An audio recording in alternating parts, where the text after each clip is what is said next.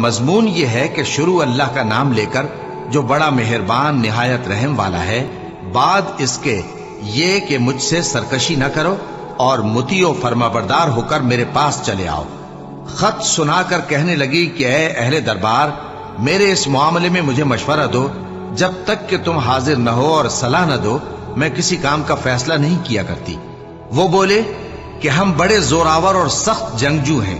اور حکم آپ کے اختیار میں ہے، تو جو حکم دیجیے گا اس کے انجام پر نظر کر لیجیے گا۔ اس نے کہا کہ بادشاہ جب کسی شہر میں داخل ہوتے ہیں تو اس کو تباہ کر دیتے ہیں اور وہاں کے عزت والوں کو ذلیل کر دیا کرتے ہیں، اور اسی طرح یہ بھی کریں گے، اور میں ان کی طرف کچھ تحفہ بھیجتی ہوں اور دیکھتی ہوں کہ قاصد کیا جواب لاتے ہیں۔ پس جب قاصد سلیمان کے پاس پہنچا تو سلیمان نے کہا،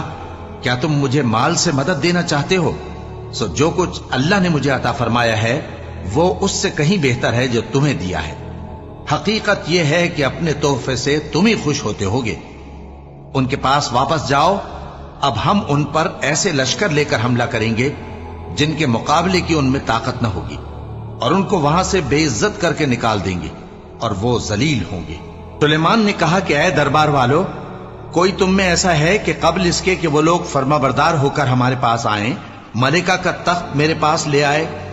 جنات میں سے ایک قوی ہیکل جن نے کہا کہ قبل اس کے کہ آپ اپنی جگہ سے اٹھیں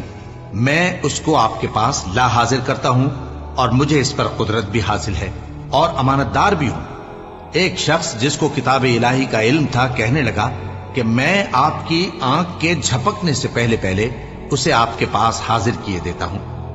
جب سلیمان نے تخت کو اپنے پاس رکھا ہوا دیکھا تو کہا کہ یہ میرے پروردگار کا فضل ہے تاکہ مجھے آزمائے کہ میں شکر کرتا ہوں یا کفران نعمت کرتا ہوں، اور جو شکر کرتا ہے تو اپنے ہی فائدے کے لیے شکر کرتا ہے، اور جو ناشکری کرتا ہے تو میرا پروردگار بے نیاز ہے، کرم کرنے والا ہے۔